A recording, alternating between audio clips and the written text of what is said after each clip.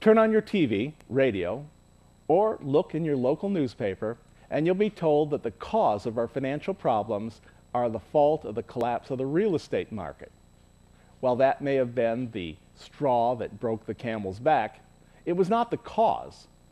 The true cause was that since the 1970s, our government and many of our people spent all of their money and continued further into debt. Unfortunately, in the midst of financial crisis, we have no cash to pay our creditors. The nation and our corporations and a large number of people are mortgaged to the hilt. Hence, a large number of personal and corporate failures. 40, 50 years ago, we were fabulously cash rich. The dollar was the gold standard of the world. Most in Congress and many in the public did not understand the process that produced America's vast wealth. It was at that point we began expending more national wealth than we were producing.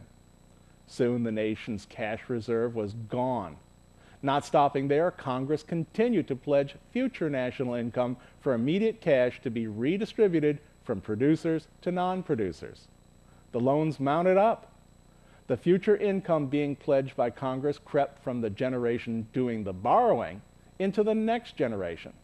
Borrowing continued, and the pledge extended into the grandchildren's generation.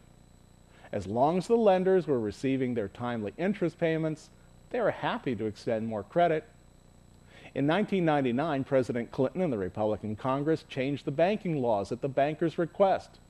Those changes allowed large financial institutions to get into riskier forms of banking.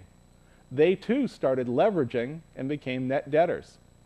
In 2008, when it became clear that much American debt was backed by non-existent assets, the debt scheme unraveled. Trillions of dollars listed on corporate books were written off in a matter of weeks.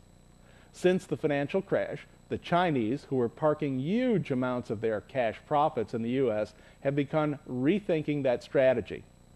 Recently, Chinese commentators wrote, quote, "Washington should not expect continuous inflow of cheap foreign capital to fund its one after another massive bailouts," unquote.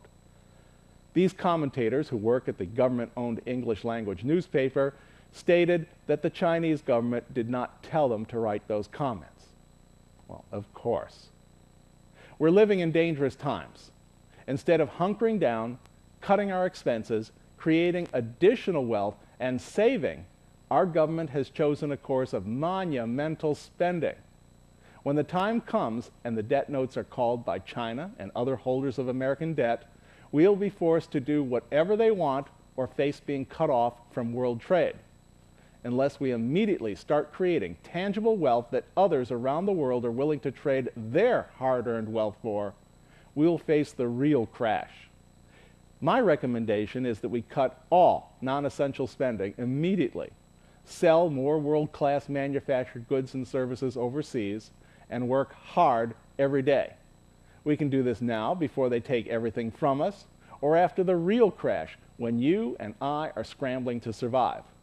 Decision time is now. I'm Lee Presser.